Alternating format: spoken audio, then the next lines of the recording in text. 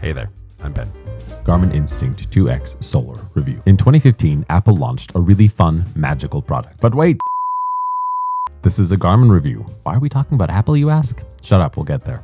In 2015, Apple launched a really fun, magical product. It was called the Apple Watch. And at launch, its battery lasted a whopping 18 hours. Wow! How is it then, you might ask, that 8 years later, I have a device on my wrist that boasts a 32-day battery life, while Apple's devices can barely hold a charge for more than 36 hours? Well, we're going to talk about that. But first, let's start with fit and finish. This watch, in my opinion, is pretty ugly. It looks a lot like those watches that Walmart probably still sells. And I know the screws make it look super manly, but honestly, things are gonna get stuck in there, and I am really not looking forward to cleaning it out with a toothpick. But if nothing else, it is certainly rugged. I've taken it climbing, to the gym multiple times, and there is not a scratch on it. Oh, and fun fact, this device has exactly 1 megabyte of storage. Compare that to the similarly priced Apple Watch Series 9, which has 64 gigabytes, and you start to feel a little ripped off. Let's talk about media control. For reasons that I will get into, I did not know it had this feature until about a week into using it, but I would also blame that on the fact that the design of this device is very scattered. And unfortunately, media control is all right, I guess, but honestly, you have to scroll around to find the control that you want. It is not user-friendly. It's fine for play pause, but it'll probably be easier and just less error-prone to just grab your phone and use that. This one was a miss for sure. To be honest, having my watch automatically show me what's playing is nice and helpful, and I missed that feature. As far as I can tell, there's really no way to get it to auto-launch when music is playing on my phone. Okay, workout tracking and heart rate monitoring.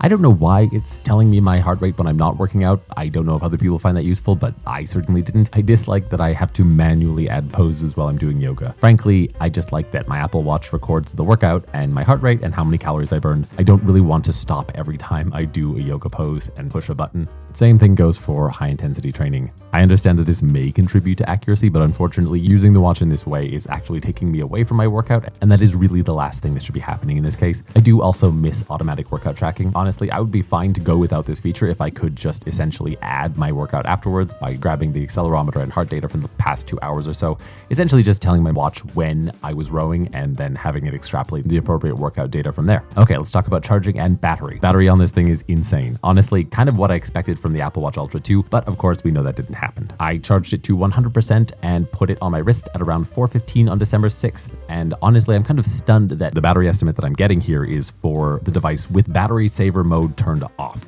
There's a good chance that I won't have to charge this device for the entire time that I'm reviewing it, which is pretty crazy, to be honest. Given the way that this device plugs into power, it's weird to me that they didn't just make it USB-C. Another custom cable, which I can lose, is not great. Oh yeah, and then there's solar charging. Honestly, I really didn't think I would get much out of this because I wear sweaters which cover the display of my watch, and I also stay inside a lot because I'm a nerd. But with the solar charging, I've actually gotten 3 extra days of usage. That's over the course of 13 days, to be clear. And I also like that the battery estimate doesn't try to guess what it will be with solar charging. It's just an added bonus, and you'll probably get a feel for it as you use the watch. Honestly, in a Canadian winter, that kind of extra is impressive. Messaging, etc. You can clear notifications from your watch, but you can't really reply or act on those notifications in any other way. Emojis do look pretty terrible on this screen. Speaking of screens, let's talk about the display. Given the incredible battery life on this, I think they could have maybe sprung for a bigger display. We're going to call the little circle in the top right corner a monocle, and honestly, I think it's a very bad design choice, but they have done a decent job of integrating it. All in all, it's worth noting that adding that little circle to an already tiny display, which also has bezel around it, was a genuinely terrible idea. Another mistake that they made was adding permanent writing to the display. I know that the watch is a Garmin, and I know that it charges via solar. I don't need that written on the face of the display. Same goes for the writing, which defines the functions of the buttons. The flexibility of having a screen which defines the button can't really be stressed enough. It's great that you can enable a setting which lights the display when you raise your wrist. Again, given the incredible battery life here, this would make more sense as a default feature. I am kind of impressed that the display gets brighter, and the default setting is actually 30%, which I just assumed was the maximum. Again, for what it is, it gets very bright, which is nice. I would really love to see a color e-paper display here because it does help with color coding notifications and knowing exactly where something is coming from very quickly. Just better information transference. Also, Garmin does do color displays, but I don't think they have an e-paper one yet, even though they do have like a million models. Let's talk about watch faces. There are about 20 stock watch faces, and about half of them are just dark mode versions of the same face, so shrug, I guess. Some of them are really heinous hideously ugly, and I do want to take into account the feelings of whoever designed these, but it strikes me that they probably gave less of a shit about these than I do. You can download more watch faces from Garmin's extremely dead-looking app store, but no guarantees that the ones you download will work with the watch you have. I did dip my toe into this arena, but some of the text from these doesn't even fully display on my watch because it's literally not designed for the watch that I have, even though it says it's compatible on the store. Payment. I can't add any of my cards to Garmin Pay. I have cards from 4 major institutions, and although it's not a deal breaker, it does suck a little bit not being able to pay for things with my watch. On the note of sleep monitoring, it accurately knew when I had a bad sleep, which I was very happy about. Obviously, this is pretty anecdotal, but last night I went to bed around 3 a.m. and woke up at the crack of 11. Don't judge me. And my watch seems to think I only slept for about 4.5 hours, which is just untrue. It does still seem to have a good understanding of when I sleep well or poorly regardless, and I would say that the data is overall okay, but it is a little hit and miss sometimes. Flashlight. This is actually better than the Apple Watch. Honestly, it's designed more like an actual flashlight and less like an LED screen masquerading as one. I like that the flashlight has a strobe setting. I also like that you can just leave it on if you want. As a cyclopath, I might actually use this to increase my visibility. I like that it has a strobe setting, and I think it's weird that it doesn't have an SOS setting. Personal assistant. This device has none. Having Siri on an Apple Watch makes me realize how much I miss this, specifically for sending messages, setting timers or reminders for choosing songs in the shower. It is extremely useful and I do miss it. And as much as I shit on Siri, I have to say that yes, I miss her on my watch. Find My Phone. So as it turns out, there is a very quick and easy Find My Phone feature. Turns out it's also loud enough to wake the dead. Love that. What I don't love is that you need to open the Garmin Connect app to shut it off. And it's so loud that there's this kind of knee-jerk panic at like, oh God, I can't turn this off. What's happening? Honestly, it's too loud. If I lose my phone at a death metal concert, it will be useful, but I found that the Apple Watch ping that I get is more than enough for 99% of use cases. As far as GPS goes, it was amusing to me that the feature failed to work because I was, quote unquote, too close to tall buildings or trees. I don't know where they expect people to use this device, but I would expect it to be close to some trees. I did eventually get it to work, and honestly, it does just give you your longitude and latitude, which is pretty underwhelming. It also seems to me that unless you have a satellite phone, this data will be pretty much useless to the people trying to find you. On the other hand, it might be useful if you're outdoorsy enough to be able to navigate using only your coordinates, I guess. Education. This could be user error, but the tutorial on how to use this device is insanely sparse. When you set up the watch for the first time, they tell you how to turn on the flashlight, and that is it.